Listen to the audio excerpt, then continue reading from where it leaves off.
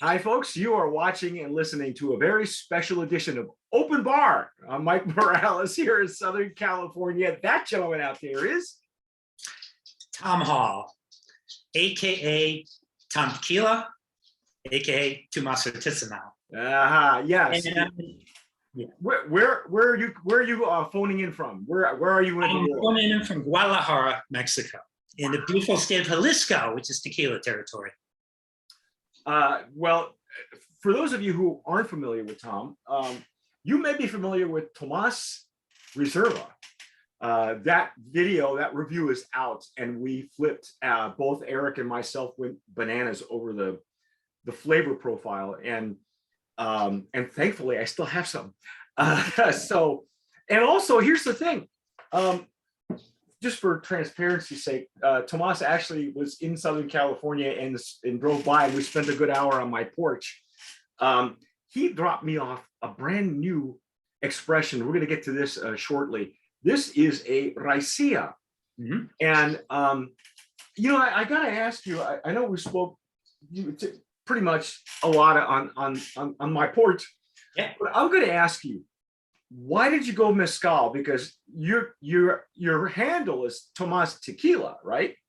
So what happened in between the tequila and the mezcal? What changed your mind? Okay, my whole life I've been Tom T. Tom Terrific. Tom T is my nickname, and I had this desire to create tequila, going all the way back to college. I won't go into the whole story, but I had this idea floating around in my head. So I realized I've always been entrepreneurial. I think at that, I found myself maybe 3-4 years ago getting back into the corporate world. And I'm sitting at my desk. I'm thinking I'm getting older. I gotta pursue these dreams. And I think there's no expiration date on dreams. You have to go do it, right? Yeah. Thinking to myself, I'm kind of getting old. I don't feel old. People know me. We'll say maybe a number of years, or maybe I may be up there, but I do not act old. I hope not, anyway. So anyway, I decided that I was going to pursue this idea of an agave spirits company, and I was going to start by going down to Jalisco and spend a couple of weeks with makers of tequila to learn the business. I come from a consulting background, so I'm used to diving in and learning the industry really, really quickly. Literally, they give us 2 weeks to do. And so I teed everything up and hopped on a plane on a Saturday, flew down to Jalisco, and an interesting thing happened. I fell in love with what I call the 3 M's. Mexico, yeah, mezcal, and a wonderful woman named Marcella, who's now my wife. Oh my God! So, I need to go fly there now. I need to make another trip, but yeah. So anyway, I came down here, and I just wanted to start with tequila because that's what I was most familiar with. I knew the size of the market. I really enjoyed doing it, but at the same time, on a peripheral, I was investigating mezcal, but I wasn't totally interested in that at that time because it's a smaller market, it's more niche. Mm-hmm. But here's the thing. I just found mezcal to be infinitely more interesting than tequila. I know you're a tequila aficionado, but mezcal, we do all the agave spirits now because it's more interesting not only from the spirit that's in the bottle perspective, but from a cultural and history standpoint. And as I learned more about it and started spending time with mezcaleros, I knew that was the direction I wanted to go. Mm-hmm. So it's not that I pivoted. We're a agave spirits company, and my raicilla is technically not a mezcal because it's made in Jalisco, right? Domain of origin for tequila. Right. But all agave spirits are mezcal, you know that. Yeah. So we'll continue to expand our product line, maybe introduce a tequila one day. But for me, mezcal is so interesting. And we talked about this. It's like wine. Yeah. where wine has different varietals of grapes, which give you different expressions and flavor profiles. The terroir, it impacts the flavor, the skill of the master vintner affects it. So it's the same with mezcal. I just found it so interesting that an Espadín will taste different from a Tepestati, from a Maximilian, from a Americana, whatever it might be. Yeah. So for me, it was like, wow, this is like being in the wine industry. It's only much more interesting from a perspective of these people who make this are really skilled craftsmen whose skills have been handed down from one generation to the next. Mm-hmm. I love working with these people. So I don't have my wife here, but she's a partner in the business, and she's from Michoacan originally. Her family's from Michoacan, and they have a history of mezcal. So Yeah, they do. Yeah, I learned a lot through her too. And while a lot of people are focused on craft mezcals from Oaxaca, I'm finding that they're wonderful mezcals all over Mexico, from Puebla, from Michoacan. Some of my favorite mezcals actually are from Puebla, excluding mine. Yeah. So, I had you had any experience in the wine industry? Have you? I know you did some consulting in your background. You say you're like 10 days to really get into it. Had you done that before, like with a winery or anything like that? No. I being an entrepreneur. This is not the first. Not your first rodeo.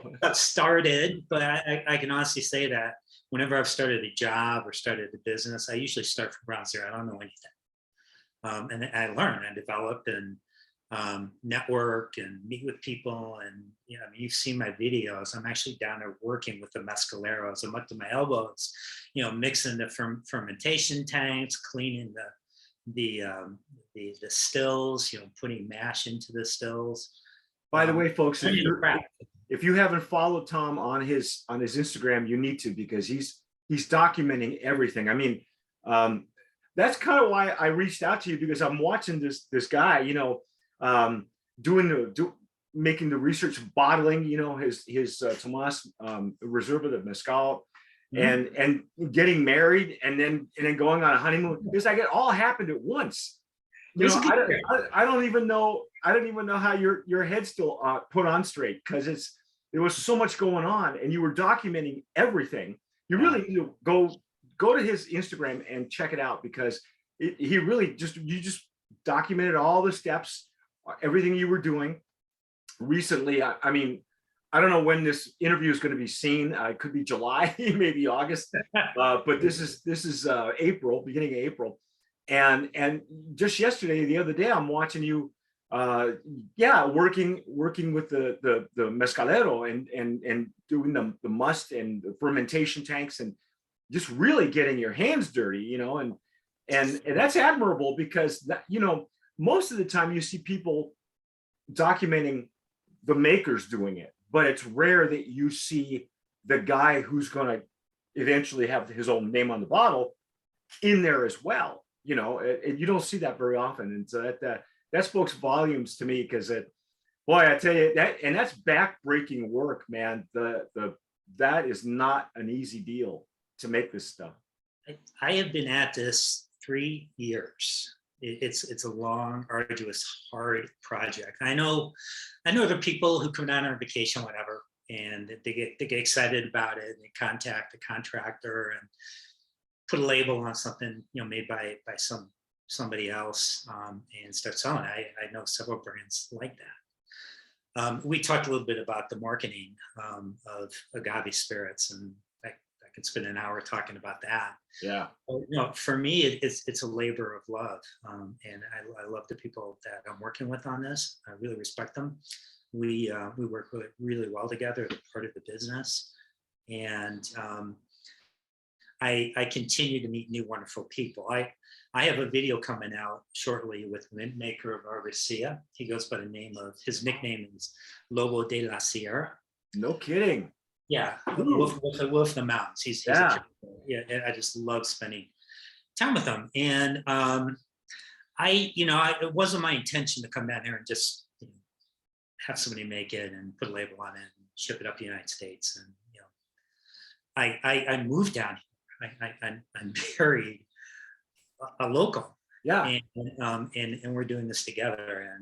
And so as I mentioned, it's a labor of love, but it's the hardest thing I've ever done, but it's also the most enjoyable and most fun. No question about it. I've had some hard jobs. I started working when I was 10 years old. I've been working constantly since then, right? I had paper out. There was one time I was working I worked on an oil rig out in the Gulf of Mexico. Wow. I used to be a geologist, actually, and I switched careers and got into marketing. I've cleaned sewers in our hometown, Wow. sanitary sewers. I've done a lot of hard work.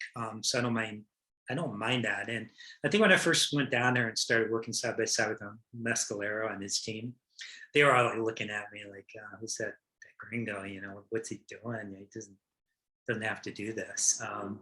But I think by doing that, now I learned the craft. I actually have learned it. By no means is my skills on par with anybody out there making this stuff, but at least I can assist. I know what's going on.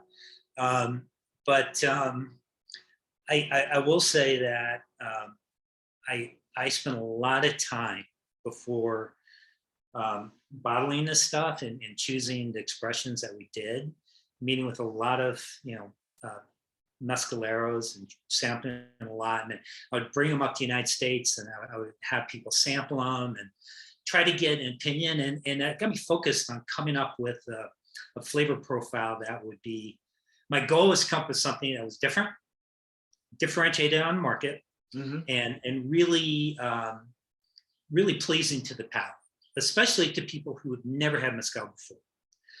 I don't have it here, but I have a little bottle of the, gosh, I can't remember the name. I bought it in 1978 Tijuana when I took a road trip from college. Gusano. Yeah. Yeah. I actually have that bottle with the worm in it and everything. And its volume is a little less than it. Well, I've never opened it, but the alcohol has seeped out somehow. But most people think of that is mezcal, right? They don't like it for obvious reasons. It's rock good. Yeah. But just like 10 years ago, people's opinion of tequila started to change as some of the really good craft tequilas made it into the American market. We're seeing that now with mezcal. And it's a small community. So we're all working together to kind of grow the pie, so to speak, to educate people. And that's one thing I really love to do. So anyway, what we tried to do is, excuse me, come here, Sadie. I have to introduce my dog. She's trying. All right, so Sadie here how pretty. is our mascot. Oh. And she's really jealous that I'm talking to you. Hi, baby. She wants all the attention. So that's why you hear her whining, because she wants attention. Yeah, that's okay. I'm a cat guy, and I actually share my office with the cat. Yeah. Except when I'm doing interviews. For some reason, if she's on my lap and then she sees the screen go up and somebody's talking to me, she hops off. She's just not interested. Yeah. Okay. Anyway, so that's why I don't have a plain traditional espadine out right now, because there are plenty of them on the market. It doesn't mean we won't introduce one in the future. I've actually been asked to do that by restaurants and bars. But we this Reserva is actually the result of us working to develop something that would appeal not only to the Moscow Aficionados, but just kind of I don't want to say a gateway, but that's what we term it. We term it as a gateway, as an introduction to, to the rest of your line. I've had a lot of people say it tastes like scotch. So, which is great, because we want to get those people who drink other distilled spirits to come and try it and like it, and try, and then move up to the more adventurous, robust things like a Riccia, and try the mezcals of other really fine mescaleros as well. I know we talked about on my porch. We talked about where did you source the blue agave, you know, because technically when we started dissecting this, the Yeah, Reserva is primarily we term it as an ensemble. it is. But Yes, yeah, exactly. and where exactly was this? The blue agave come from Zacatecas, or did you get it from Hey, someplace else? yes, Yeah, excuse me. because I jump in my Spanish here once in a while. But Zacatecas. so our espadín is made in the tiny, wonderful, small village of Santa Ana del Rio, which in Oaxaca, which is about 2 hours southeast of Oaxaca City. It's kind of hard to get to. You have to go through a windy dirt road. It's tucked into this really tight little valley, and they have about 500 inhabitants. Everyone there does one of two things: they either make mezcal, or they make Oaxacan crafts, mainly hand woven clothing. Ooh, nice. Beautiful, just Yeah. beautiful clothing. And so, and these people have been in this community for generations. My mescalero is actually a family. You know, Roque, you know, makes mine, but his brother and his uncle are involved as well. There are actually three planques and separated. And, we have to kind of walk across the river to his uncle's and up a hill, which is kind of nice. But anyway, so that's what espadín comes from.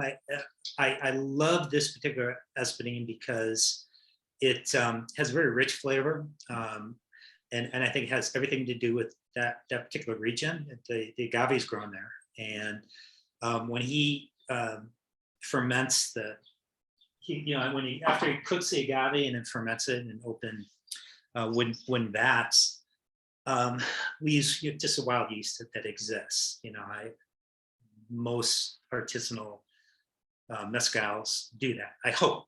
Anyway, I know some don't, but most do. And there are tons of fruit trees. What I love about this place, it's like movie The Land of the Lost, or whatever. You remember the movie where they're kind of like walking through a jungle. Next thing you know, they're in this little. They find themselves in like this little area that's been cut off from time. And there's still dinosaurs and all that kind of stuff. There's wonderful wild fruit trees. I don't even know what the fruit is. But if you think about that, that probably interacts with the yeast that then interacts during the fermentation. It gives this kind of our espadín kind of a sweeter, richer flavor. You know, I was considering an espadín from San Carlos.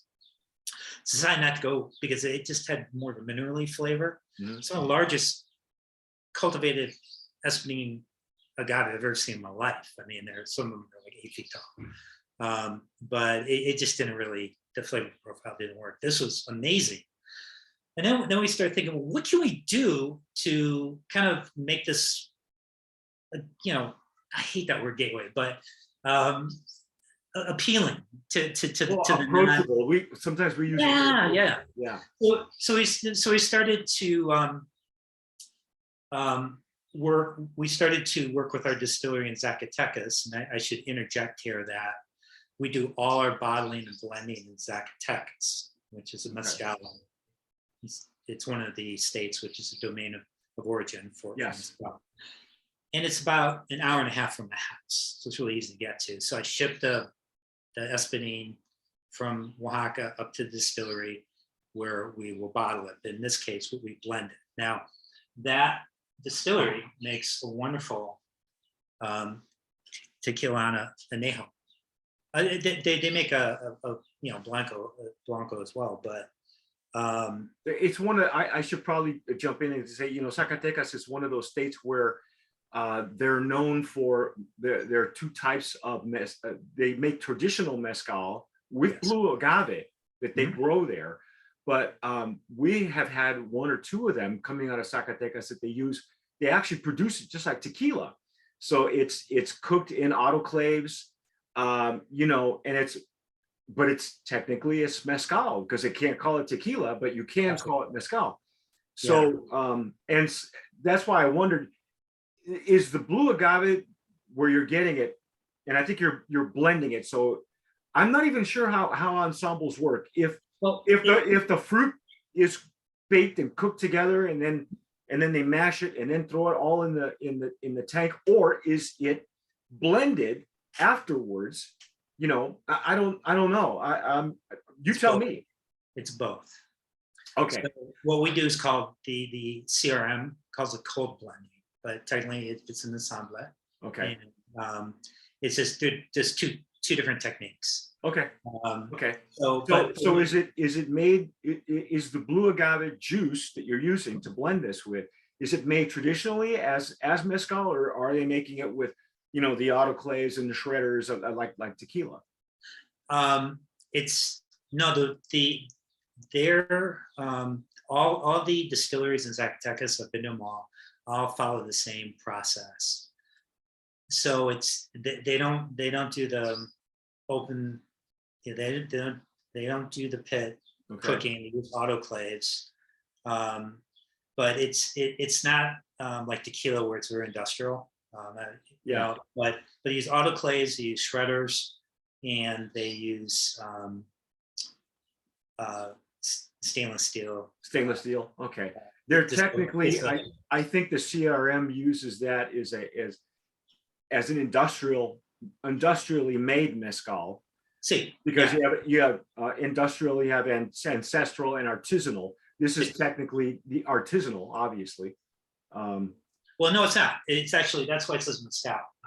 So I No, but it says artisanal. It's not ancestral mode. Yeah, it's my brand name. So that's really, yeah. So this doesn't, for instance, like our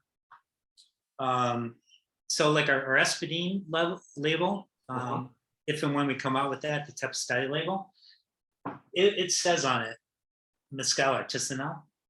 This just says mezcal. One thing I forgot to mention, that's actually not my name. It's verb tomar. It's what? Verb tomar. It's a familiar version of tomar. So yeah. So it's kind of interesting. So if there's an accent over the A, so it's what we're saying is it's an invitation. You drink craft is what it translates to, and it has an implied persona behind it. So it kind of gives us some fun opportunities in the future for. It's kind of a play on words, really. Yeah, it's a double entendre. Yeah, everyone down here thinks it's really clever. Wow, that was snuck past me. I just thought, you know, because Tom actually translates to Tomas, and it does. Tomas does have an accent over the O. So I never, you know, maybe because I speak Spanish, I never put the two together as, oh wait, that's an invitation. I just automatically said, well, you know, he's putting his name on that label. That's him, you know. And there's a guy behind the label too. It's not like some, you know, made up guy, you know, like the second most interesting man in the world or something, you know. I know. That's what I was going to get into. How I thought you were at one point a working actor. How did that come about? I pursue my interests. Yeah, I see. So I don't know. I don't know if I get bored easily or what, but I've always wanted to be an actor, going way back to my younger days, and it was a decision I made. Actually, I remember when I decided to do it. Actually, my daughter, my young daughter at the time, was really interested, so I wanted to. She asked me to get her acting lessons and all that kind of stuff, and she's my daughter, so I did everything for her, right? Yeah. I found her a great acting studio. I found her an acting coach in Los Angeles, actually, Lori Lively. She coaches all Disney kids, and I think her sister's Blake Lively. And oh, no kidding. Really? Yeah, and then I found her an agent, and then I also tried to get her cast on my own. You know, I would hear about something, somebody would send something to me, and I said, oh, okay, I'll try to get her cast. So it all started because I got a casting notice for this movie that was being filmed in Phoenix, where we were living at the time. And so I sent I sent all the information to the casting director for my daughter, and I read through it, and I was like, oh, you know what? I want to be an extra on that film. So I told my son, I said, take a photo of me. And he goes, why? Well, I'm going to submit for this movie. And he says, Dad, no one's ever going to hire you for a movie. I said, shut up and take the photo. So I sent it in. And then I immediately got a call from the casting director. She goes, "Are you the father of that, that young blonde girl?" And I said, "Yeah." She said, "I'm really sorry. We just cast that role. I wish I'd just gotten your information like 10 minutes earlier." I said, "Oh, that's okay, no problem." She goes, but are you interested in being in the film?"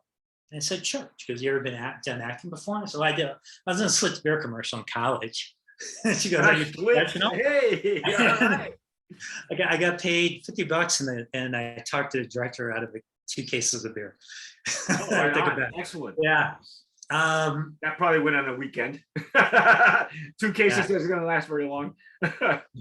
No. Well, yeah. Anyway, so anyway, I got cast in this film. I had a blast, I went into the. Now I'm trying not to make this long story, but I went into my daughter's agent. And I'm looking at the wall. I say, "Hey, I know all those people." And she goes, "How do you know them?" I go, "We were in Car Dogs together." She goes, "You're in Car Dogs?" I said, "Yeah." And she looks at me and she goes, "Hey, you want to sign with us?" And I said, "Yeah, I really need to take some acting lessons. I've never really done it." She goes, "Okay, fine. Call me when you're ready." So I signed up for acting lessons and I'm driving. And I swear to God, I'm driving on the highway and I'm thinking to myself, "Oh, what am I doing? Like, I'm a corporate guy, whatever. I shouldn't be doing this." I almost turned the car around. But I kept on going. It's a lesson in perseverance. Following your dreams. I went there. Don't talk yourself out of them either. Yeah, nervous as hell. It was a little workshop, and there was a Meisner workshop, which of all the first classes they take, Meisner is kind of like this really weird acting method. And so I just had a blast. I couldn't fall asleep that night, just rethinking about everything. So I knew that was the path I had to follow. So I started following that path. I started, really studying seriously. With my studio in Phoenix and going out to Los Angeles, and then I started with the agent in Phoenix, and next thing you know, I'm getting cast in independent films, commercials. I did something on ESPN, a comedy sketch with Frank Caliendo. Like I said, a lot of independent films. You've never even seen them. Then I gave it up. Didn't you then I gave it up to move to Mexico. Yeah, I was going to say, didn't you do one in Mexico? Yeah, I did several. That's the thing. It was I had no intention. I'm all in with my mezcal. Right. It's a lot of hard work. You have to go all in. I'm not letting other people do it. I'm just going to write a check, have somebody do it. And again, it's just serendipity. Some guy moved here from Chicago, and he put on Facebook that I wanted some advice. I said, "Let's meet for coffee," and then that led to me being introduced as director, and I never thought twice about it. I think I got a call from this director, and he said, "We're filming this feature in Guadalajara. We have this role. It's written for a woman. We had to let her go because she wasn't working out. Wow. But I remember you, and you'd be perfect. I rewrote the role for you. Do you want it?" I was like, "You got to be kidding me. You haven't even seen me act. You want me to audition or anything?" He goes, "No, you would be perfect." So I explained to him I'm probably rusty, and I was. Yeah. And I was mortified when I finally saw myself, because you could see those early scenes, how rusty I was, but as it progressed, it got better. I was really relieved because there's two cuts. One is like the streaming cut, the director's cut. Right. When it was in the theaters here in Mexico, they had to shorten it out, and I was so relieved that they cut out my really bad scenes. Oh, good. But my favorite thing is, I don't know if you're familiar with Ted Lasso, but I did a film. Yeah, so Christopher Fernandez, who plays Danny Rojas in that film, he's from Guadalajara. And we're at that first film I was just talking about, we were at a casting party. And he's sitting next to me. I'm like, "Who, hi," introduce myself. I'm like, "What do you do?" "I'm an actor. I'm in the UK." I'm like, "Really? What do you do in the UK?" "I'm on this TV show. You ever heard of it? It's on Apple TV. Ted Lasso." I'm like, "I've never heard of it." So go home and watch it. And before he left, he said, "By the way, I'm starting a production company. Can you give me your information? Maybe we can work together."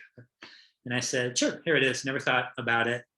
So after they finished filming their second season, he came back here, and him and his girlfriend filmed a feature, and calls me up and he goes, "Will you do me a favor? Will you just kind of read the sides, do a self-tape, and then we want to show potential producers what the characters would look like. You're not going to be in the film. Would you just do it for a favor?" And I said, "Sure."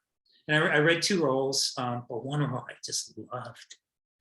And so then I started lobbying for the role, and I got it. It was really small, but I'm in film now with Danny Rojas. Hopefully it'll be released soon. It's a great film. It's a comedy. Wow. It's the best role I've ever done. I loved it.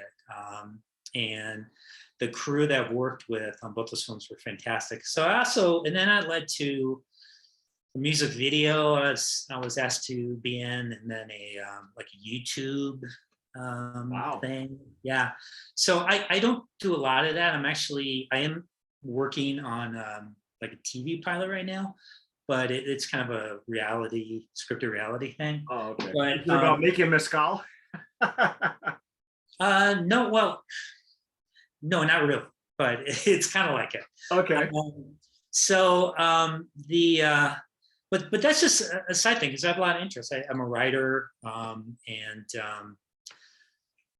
I just have a creative side, and doing this is actually a creative expression. This is art. Yeah. I know you and I, when we spoke on my porch, you were really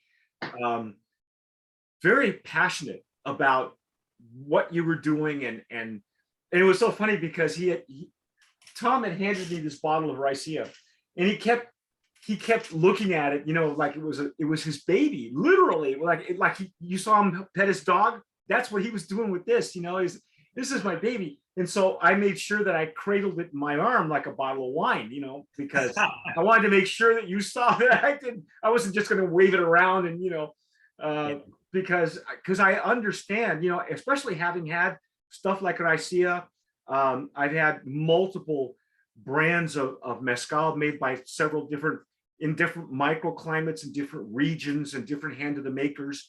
And each one is surprising. Each one is just, even with the same plant, the microclimate makes so much difference. And tell people what you said, the climate that you have this mezcal coming from, is like its own little microclimate. And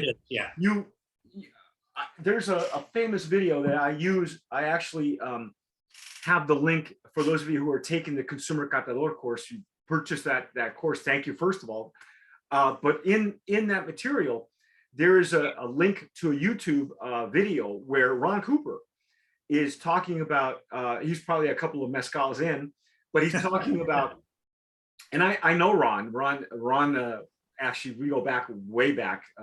He was living in Taos. I was living in Albuquerque, and he was one of our early supporters when we started doing tequila shows, where there was never not even one tequila show in the US. We were the first ones to do it. So I know Ron, and I'm watching him in this video, and he's talking about how every 1,000 meters there are microbes that affect the final outcome. We talk about the wild yeast. That's what it is. Yeah. And when you described to me the little paradise that you discovered, the espadín, and is surrounded by the fruit trees, it really the pollen, everything, the bees, all that stuff, every 1,000 meters, you're going to get those microbes that affect the final outcome in the wild yeast, in what the final product is. And I think that's probably why you didn't prefer where the other espadín that you tasted before. You just found this one much more satisfying, much more fruity, probably much more depth to the one that you're using now. And it has everything to do with that microclimate. I'm sure it does. Yeah, and I should explain quickly to you why we developed this, because it's the one of the reasons why we did this blend, this ensemble blend, is I find sometimes that the aged agave spirits, mezcal, in particular, so much tequila, the wood elements overpower what makes the mezcal special, right? And agave. So I really hadn't found a reposado or añejo that I really enjoyed. So this gave us the opportunity to kind of control the amount of wood notes in it. First of all, I will say that in doing this, I remember having a discussion with my associate down here, and he's like, "Yeah, do you remember tasting their añejo, the distillery we work with in Zacatecas?" I said, "Yeah, why don't you bring that bottle out again?" And I remember tasting it, and I was like, "Oh my God, this will blend so well with Espany." So we did that. There's no additives or anything. It's just pure Espany, and then the Tequila, and this just enables us kind of control the wood, so it doesn't overpower it. And I'll never forget. I remember blending it, and I actually did the first blend myself in my kitchen. I shook it up and I put it aside. Yeah. I was supposed to wait a week, and something was drawing me to it. I just knew it was gonna be special. I sampled so many, and I in my mind, after I tasted their añejo, I was like, whoa, I really think this could be something unique. And I just couldn't wait 7 days. I think I opened it after 3 or 4 days. As soon as I tasted it, I called up my business associate and I said, "This is something. I'm going to bring it over." And he was like, "Great." And the response has been phenomenal. I think I told you we've won a couple gold medals. Yeah. You're a brand of promise nominee, because I really appreciate that.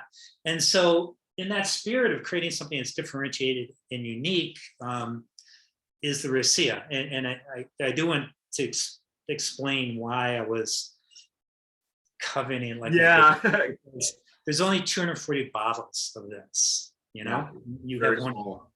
So this actually started over 2 years ago. So I had Lobo make 2 batches for me, and he only makes about 70. He can only make about 70 liters at a time. Wow. So I at that time I was like, okay, I'm gonna release a raicilla, but when you think about it, that's not really commercial. To produce 70 batches at a time. I mean, it's truly small batch. Yes. There are plenty of brands out there that say they're small batch, but they're selling 60,000, 100,000 cases. 900,000 cases, a small batch. That's not small batch. It's in a factory. These people are making it by hand. No machine ever touched this process. Everything from the planting of the Maximilian Agave by hand, by Lobo, the cultivation, the harvesting, the cooking in an oven that he actually created the design of, to the mashing of it, to the fermentation of it, to the distillation of it, to bottling it by hand. This, because I produced, I can't remember, 500 cases of this. We have a little small bottling machine. That was the only mechanical process that was involved in this. Everything else was by hand, including put on the labels. So the women who are kind enough to work with us, they filled these bottles by hand. They put the labels on, even these caps. So this is really, really special, because not only did I have Lobo make this over 2 years ago, then we rested it in glass for 2 years. And then when I decided it was time to bring it out and bottle it, I went back to Lobo and I said, "Give me 60 liters of your puntas," which are the first cuts. They're high ABV, right, 65%. So then I blended that with what we had, which I'd already brought down to 40, to kind of spike it back up and give it a little more character and a little kick, so to speak. Right. Yeah. So it's a raicilla that will never exist again, because unless somebody wants Lobo or somebody and sit around and have it age in glass or rest in glass for 2 years and get really smooth, and then do what we did, spike it with puntas. I don't know if I'll ever do this again, but maybe I will. But it's just a really, really unique, wonderful raicilla. But you'll be the judge. I'm holding it for myself, and when Alex, the founder of Tequila Aficionado, when he and I get together, we have a couple of one single bottles that we need to do tasting on, and he's the one that has been requesting raicias, and when this one came across, I mean, I was surprised that you even had it, you know. And it's like, and then you're telling me the story how really small batch this is, and it's a one run. I mean, you know, unless I don't know. I mean, I don't know where it's going to fit into your portfolio, but Yeah. I can't wait to get into it. But I haven't touched it because that wouldn't be sipping off the cup now, would it? Well, you have the first bottle. As a matter of fact, I just heard today from our importer that the pallet that we're shipping just cleared customs across the border today. In that pallet is our Tepestati and this. No So kidding. I brought 2 bottles of that into the United States with me. I gave one to you, and the other one is with my future distributor in Chicago. And so I'm really happy that I was able to put it in the hands of somebody. Yeah, thank you. I appreciate that. Like I say, we're gonna make sure we treat it properly as it should be, and hopefully I'll be able to tell that the process a little better, you know, when we do the review. Yeah. Because at this point we haven't done it. When you see this interview, we may have already done the review. I don't know.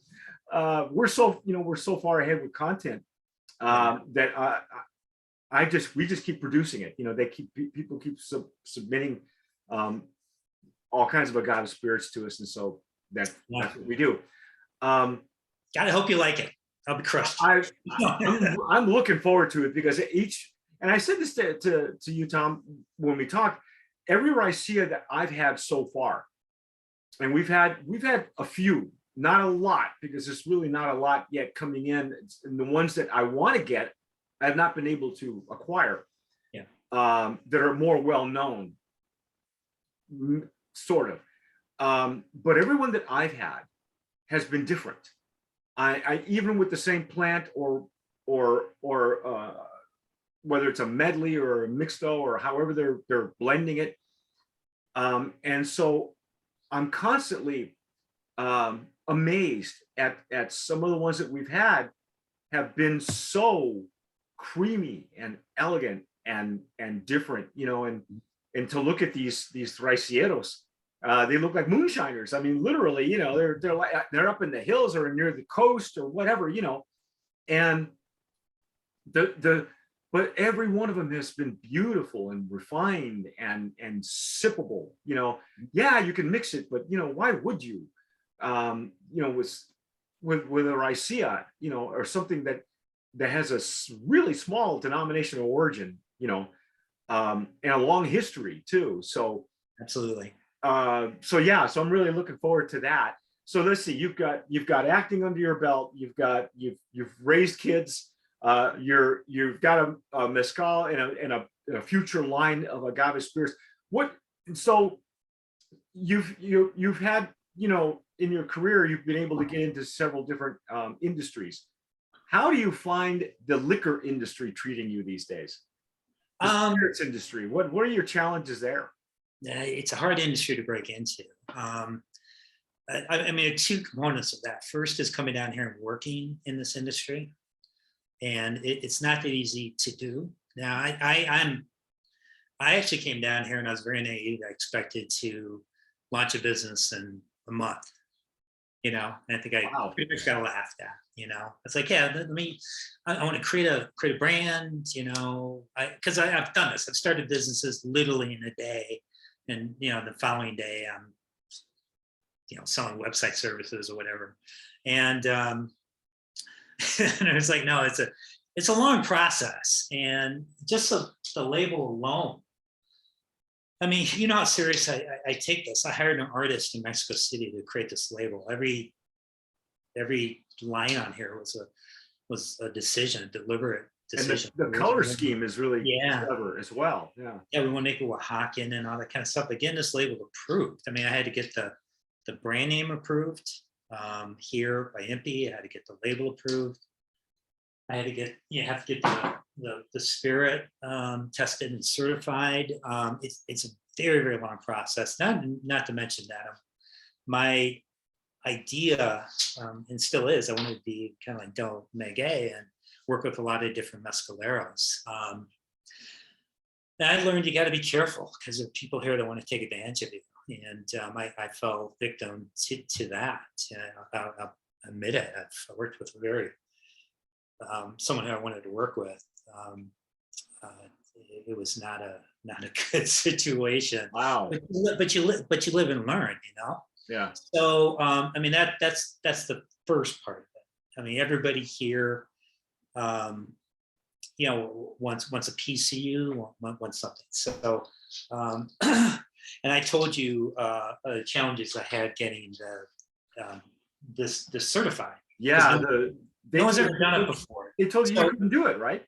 yeah, so it was okay if you have a Hoven, 2 types of Hoven of different agaves. You can blend those. It's okay to blend an industrial and an artisanal. You can do that. But for some reason, when we showed them that we were blending an añejo and a Hoven, that threw the CRM off. Wow. And so, yeah, so they weren't sure they could do it because they wanted to really follow the regulation. So right. We know if it says in regulations you can do this, and our comeback obviously was, is there anything that says we can't? So they kind of sent us away. So we'll think about it. And they came back and they said, okay, we're gonna, the compromise is you're gonna call it Acodaba con Madera, touch with wood. And I actually love that. I think that's wonderful. Yeah, it's actually very elegant. And yeah. Let's see. So the other compromise is we weren't allowed to say it was a blend. We had to take it off the back label. Oh, but you didn't want that either, right?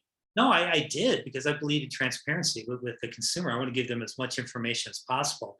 It says back there that that's made with a Tequila Aficionado, Mezcal, and artisanal Joven, Espadín, but they made us take out that it was a blend of Añejo and Joven, which, right on this label, it says avocado con madera. Yeah. So from their perspective, they want us classified as a Joven Acodaba con Madera. Yeah, it's really an ensemble, and that's how we position it. And but the funny thing was, we talked about all the drama with the CRM and the change of leadership, and when the new leadership came in after that battle was resolved, a new representative showed up at the distillery a week before we ready to bottle this and looked at it and said, "Oh no, you can't do that." I'm like, "No, we 9 months ago we got certified. You can't take it away." So we had to go all the way up to the director of the CRM, who said, "Of course, we're not going to take away the certification." So to your point, we've created a new class of mezcal. Yeah, and so that's kind of exciting. I'm sure people will follow on this if this becomes successful, which it seems like it is. Yeah, there's a lot of interesting positive feedback and a lot of interest in it, and everyone is tasting. It's like we either want to carry it, we want to sell it for you, whatever. So anyway, so that's our flagship, and that's why we decided to lead off with our best hitter, as opposed to some of these other things. And well, I think we discussed this. I put it in movie industry terms that you want a blockbuster, because your blockbusters was going to fund your indies, because that's where the real acting is and so that's well put. Yeah, and I think that this is the blockbuster, but it's a blockbuster that it's not just all CGI. You know what I mean? There's some real depth and character to it, and if you don't believe us, go watch the review that we did with Eric. Kind of like, we were really impressed with the depth of what we were tasting, because it was so different from, and I throw him the kitchen sink. We've had some really weird and strange, we had a sotol avocado con víbora. In other words, it had a snake that had been resting in it, and then of course there was no snake in the bottle, obviously, because you can't get that through the FDA or whatever. But you could see it was this color, and it was so savory. It was almost like a pechuga. Yeah, I mean, it's like, it tastes like chicken. It's like, and it was marvelous. And I'd always wanted to try that, because the rumor was, when you see it with the actual snake in it, that it cures your whatever ails you. I've even heard stories like where you can use it for curing cancer. I don't know about that, but but this was very savory and very different.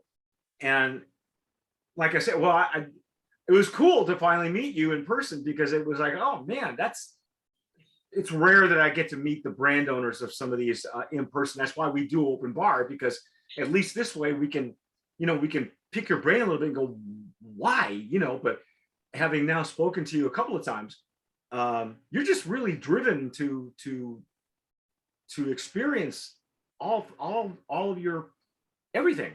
I mean, it's going to be fun to watch you expand your line or see where else you go with this. And that's why I asked you about your challenges, because just when you want to pursue more stuff, there's the 3-tier system, there's a distribution system, there's where do you see this putting this right now, on all the shelves, or just certain hot spots in the United States?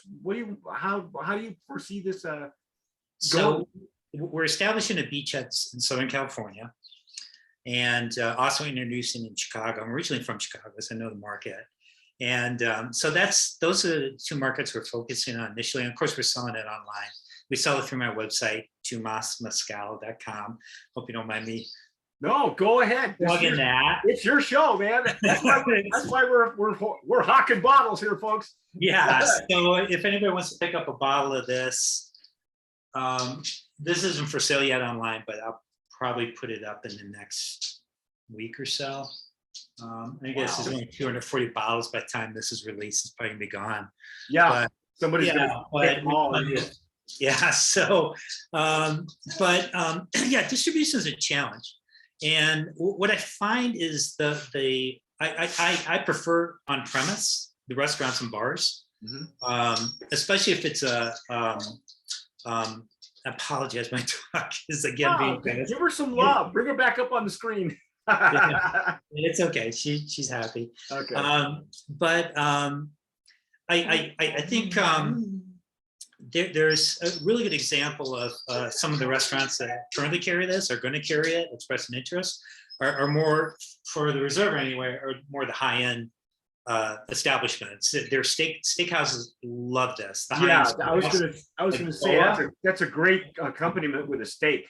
Yes, absolutely. Yeah. So, and I like that approach of introducing into restaurants like that, because that incents trial.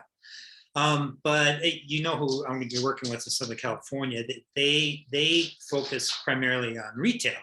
So we will be on shelves, but one of the things I'll be doing is coming back to the United States, Southern California, and doing what I love to do, which is tastings, educating people. So yeah, I'm passionate about the product, but I kind of feel like I'm on a mission to help educate people about agave spirits and mezcal, and tequila, because people just don't know what they're drinking, and there's education that is definitely required with mezcal, just like wine.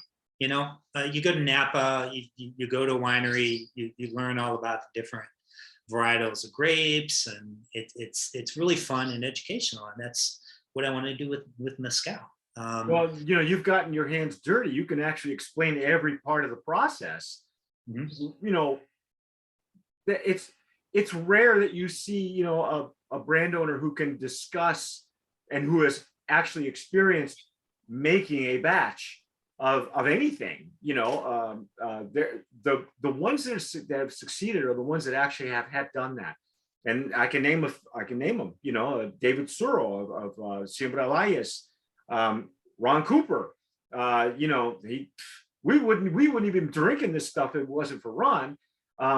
There's guys like Doug French, who is, for years we're telling him you can't grow espadín and other agave by seed, and he's been collecting seeds, and he's been planting and replanting. He's got Scorpion Mezcal, and he was one of the first ones to do Oaxacan whiskey, from heirloom corn. So it seems to me that the mezcal industry is fit for dreamers, because there's there's a way to make that a reality. And I think even with other, and I'm not even talking about just Espadin, I'm talking about the whole industry in general, and Raicilla, all the other ones.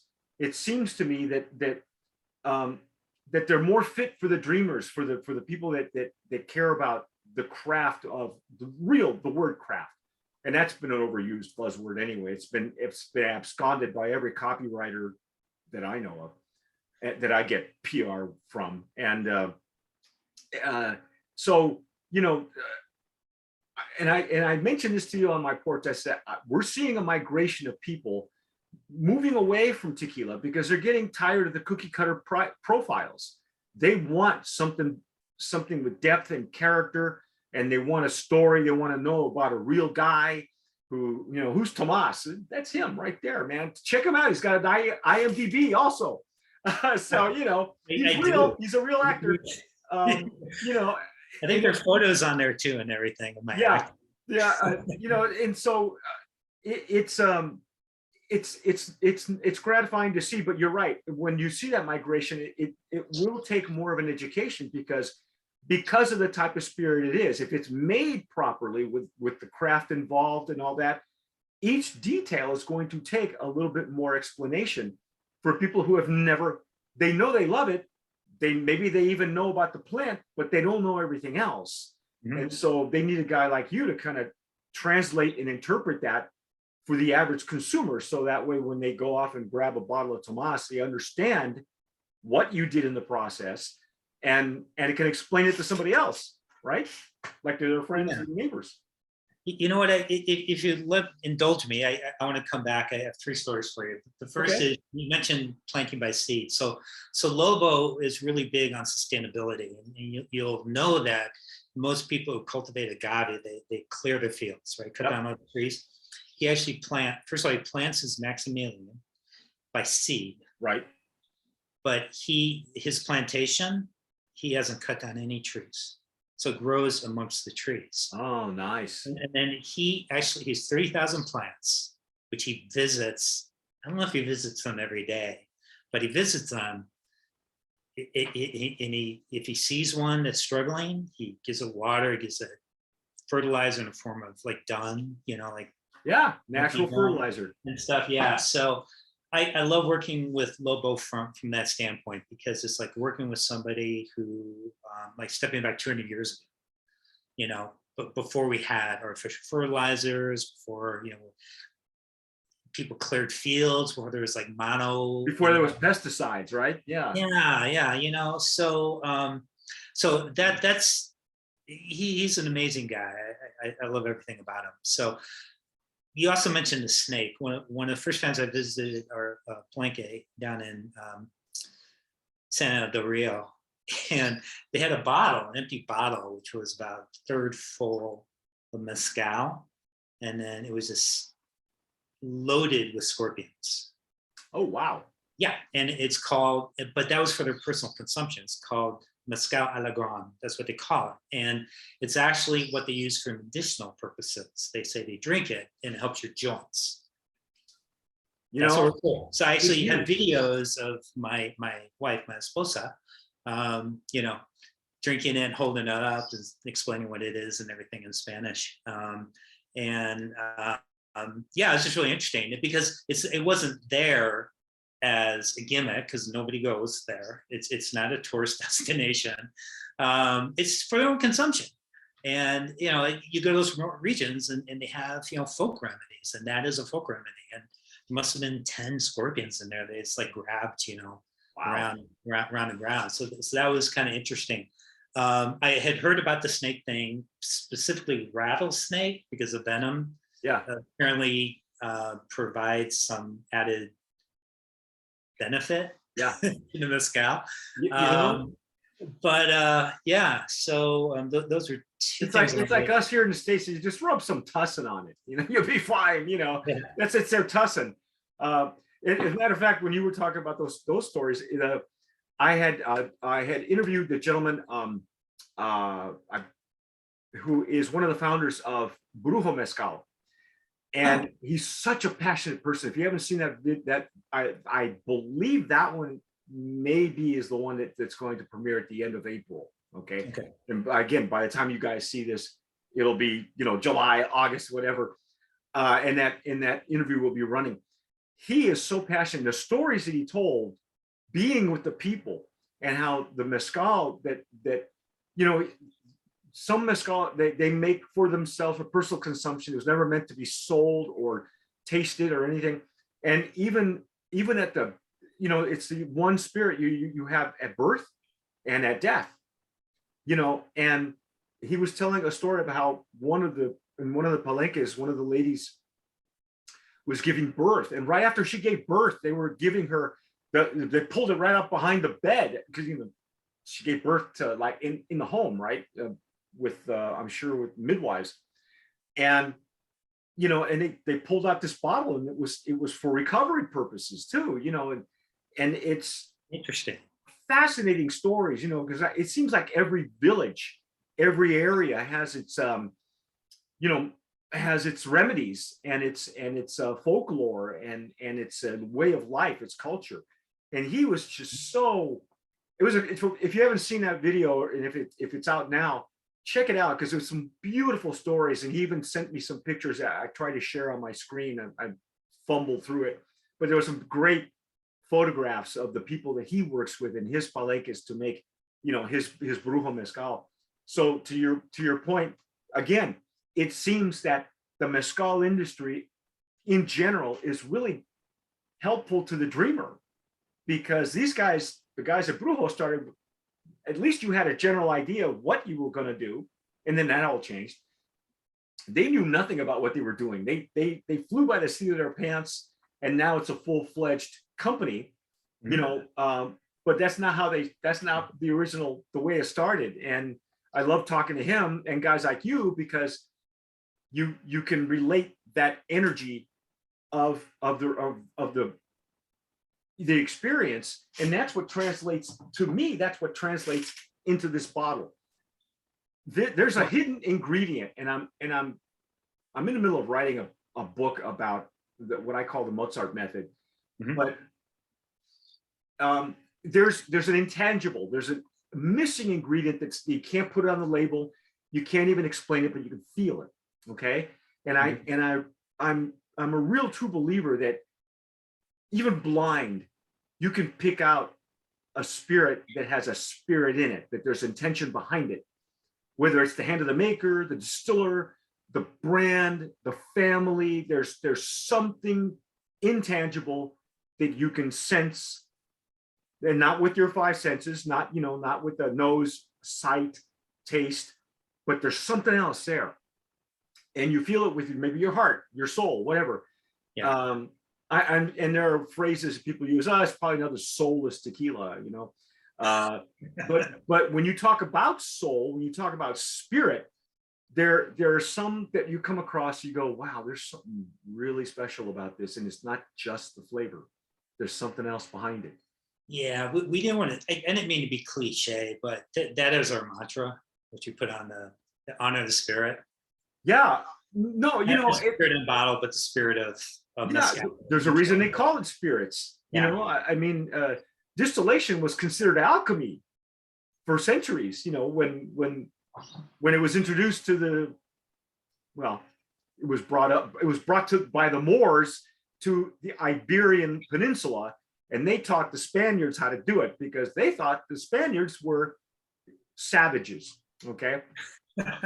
Because that's how every culture is, and then we all know what the Spaniards did. So it's kind of interesting, because the colonial Spanish, the folklore around Russia has to do with colonial Spain, and Russia is known as the agua mezcal of Mexico, because Russia means root.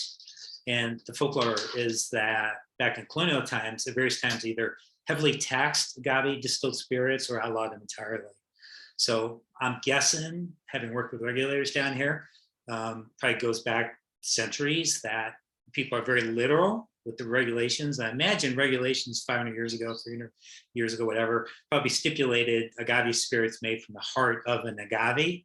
So the oral history is that when the regulators would come by, or tax collectors, the people in the mountains on the coast of Jalisco would say, no, we're not making mezcal, the vino de mezcal from the heart of agave. We're making it from the root, the raicilla. Right. Yeah, so that's a story behind that, and it's funny. I think Maximilian, they call it mule's foot up there. Yeah. So Pata de mula. I have a spirit made from mule's foot. Mule's foot. Yeah. Yeah. You know, all the nicknames of, it's hard for me to keep up with it. I actually have a book that spells it out for me. It was written by Ana Valenzuela, and she, you know, she'll give because there's a the actual genus name, and then there's what it's called regionally, you know, and then the nickname. And so you know, each plant has like 3 names, and it's hard to keep track of what's what and what it is that you like, you know. But I've seen more and more of the labeling become, you know, more structured so that people can get an idea of what plant they're you know, because you have fans who only drink tepestate, you know, or they only want espadín, you know, from different regions. Can we talk about tepestate? Because this is across the border today. We'll be on the market soon. What's in case the people watch it don't realize this, what makes this special is this is part of what we call our wild agave expressions. And so tepestate is not cultivated. It's actually harvested out in the mountains. And Mescalero goes out with this team and harvests these. 25 years for maturity. Wow. 25 years. So most agave should, like the cultivated espadín and blue weber, usually takes 7-8 years. Although I'm told that, you know, they're kind of pushing envelope in tequila right now. Yeah. Harvesting immature. That's one reason why they put additives and stuff in it. But anyway, 25 years. You know, that's something special. Yeah. Well, I'm actually working with some people because I wasn't going to do wild agave expression, because when you take them out of the environment of the wild, it takes 20.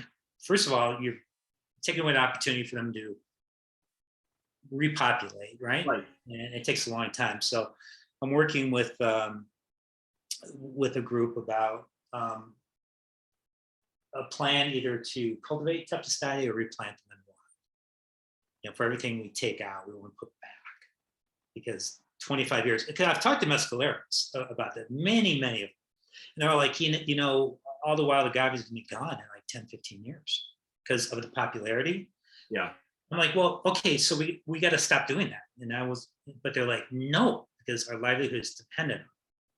So that's why organizations that work with mescaleros and communities about replanting wild agave or cultivating. So Tobola is a good example. That was a wild agave. Now that's cultivated. The mezcal industry is very, very small. It's a wonderful community. I've had the pleasure of talking to a lot of people who run big brands like Mata Lobos. Oh, yeah. They also own Ojo de Tigre. And Ojo de Tigre is actually an ensemble of espadín and Tobla. So when I was talking to the founder and owner of those brands, he actually has his own espadín and Tobla plantation. And that's where they get all the Tobla for. Was that Ivan Saldana? Yeah, you know what? You're putting me on the spot because that conversation was 2 years ago. Oh, okay.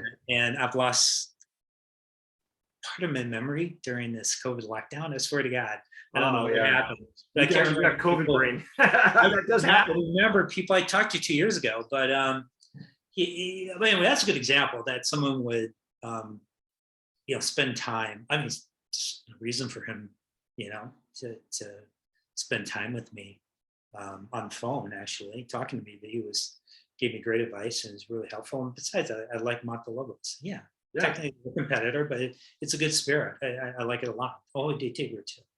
Are there any mezcals I don't like? I can't. Only the really crappy, cheap industrial stuff that people sell.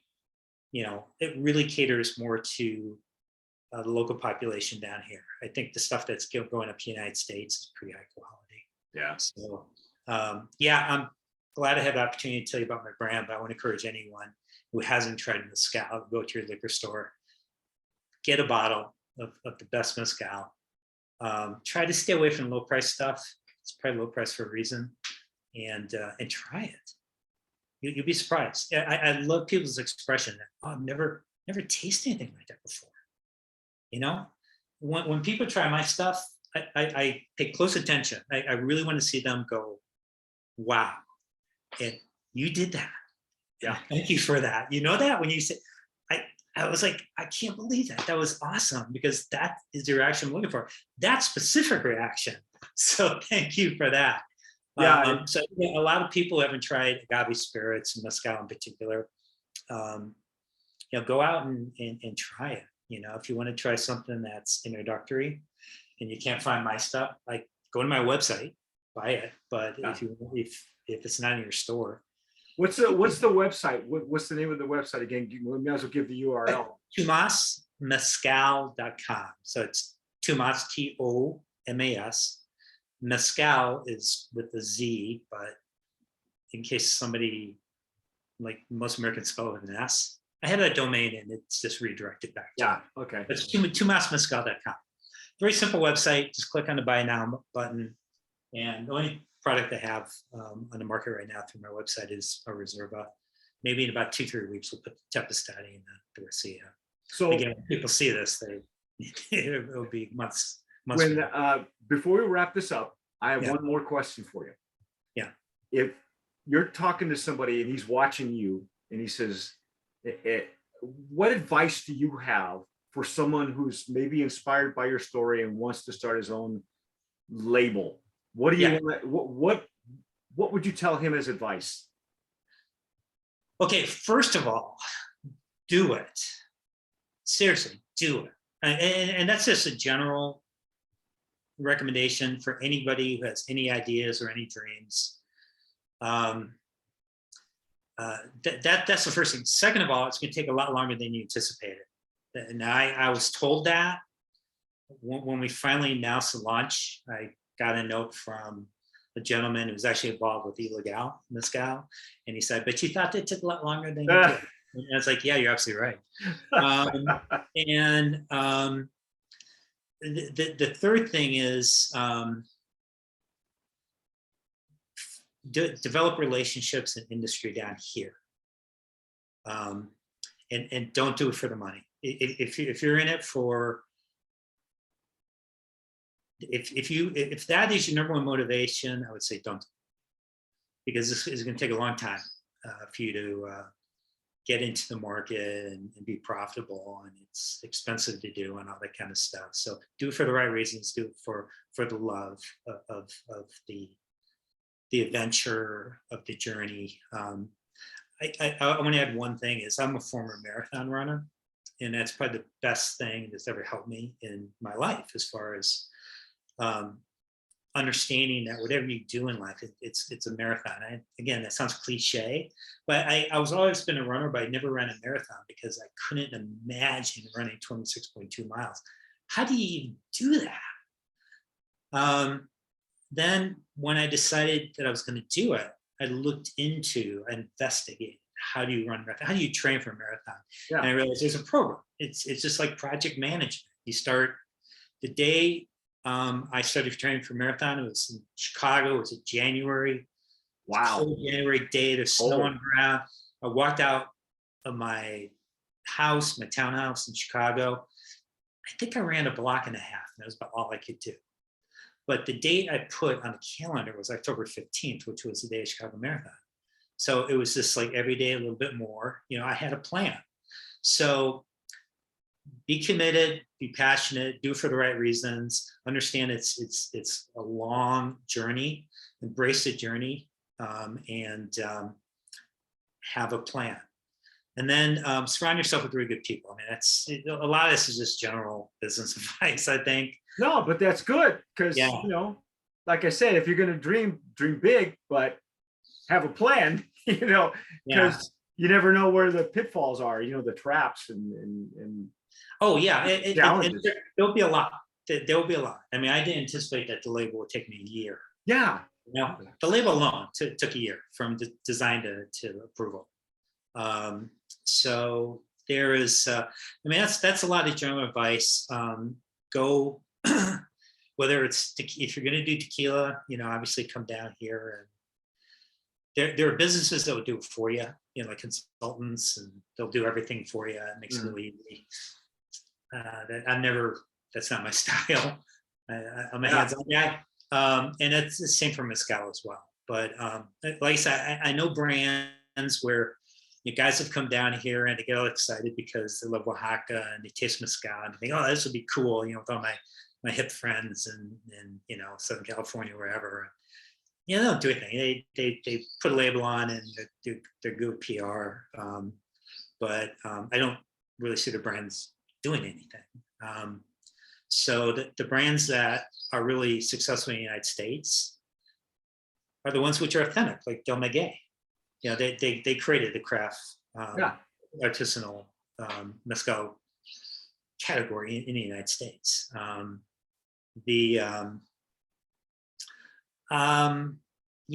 so that's all. Just be authentic and be passionate and be persistent. There you go. Well, Tom, thank you so much for doing this, the open bar. This was fun. I was really kind of, this is like our second or third conversation now, you know, together, but this is so cool because again, there's something intangible that there's that missing ingredient. And the way I see open bar is that we try to show people that's the missing ingredient. There's somebody behind it and there's an intention behind it. Intention is everything. And so there you go, folks. That advice from Tom, who's continuing on this marathon, on this journey. And I would say somewhere along that 26 miles, he gets married too. So, you know, whatever. Last quarter of last year was pretty crazy considering that we launched our mezcal late October. I got married right after that. Then went to Europe on honeymoon. And quite frankly, I probably should have been in the United States selling because it's the time of year to do it. Yeah. But you know, honeymoons are pretty important. You know, so, what are you gonna do? You just gotta sometimes you just gotta bet. Sometimes you gotta punt, you know, just to make sure you get further down the field. But you know, folks, if you have not had Tomas Mezcal, go for it. Go on the website, check it out. If you haven't seen our review, Eric and I pretty much go in depth on this particular juice. I can't wait to get to the Ricea. We haven't done that one yet, but I'll send you the text study as soon as it gets to work. Oh yeah, please do, because that's in our wheelhouse as well. Yeah. So, hey, I'm going to tease you because we've another thing that we're working on. Okay. Is going to be really interesting. I think you'll really like it. I'm not going to tell you anything more other than okay. All right. And by the way, if you want to write a role for me in one of your next movies, that'd be cool too. So, and no, little known fact, I don't act, but I did. I remember at one point in my life, I moved to San Diego and I lived there for like 3 years, I think, maybe a little bit longer. And I wanted to do something different. It was after a really bad breakup. I just completely left where I was living at the time, which was, where was that? Cucamonga, I think, or Altaloma. Okay. And so I moved to San Diego. I moved in with a couple of gals that I'd worked with before. So it was like Three's Company. And, but it wasn't that funny. And I said, I'm going to try acting. And I actually found an agent in Old Town San Diego. And I still have some of my old headshots when I had hair. And I only did a couple of bits. I did like one print ad, and I was an extra in a movie of the week with Jack Scalia, if you remember him as an actor. It was most fun, but you're right. Those tend to be the most fun you'll ever have. We kept filming in like till 3 a.m. And some of the best food I've ever had too, man. Yeah, that was cool. Anyway, but hey, other than that, you folks have been watching and listening to our open bar with Tomas Mezcal.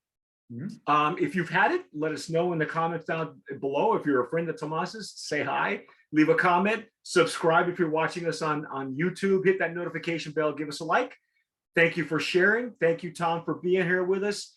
And thank you for watching Open Bar. Stick with us because we're going to have some more interviews coming up. Thank you, Tom. I appreciate Mike, you. Thank you. Thank it. you. Salute and salute to all you out there. Yeah. So thanks again. I really enjoyed talking to you. Thank you for the stories, man. I love it. I love it. Keep dreaming. Keep dreaming. I will. You folks too. take care. We'll see you soon. Okay. Bye.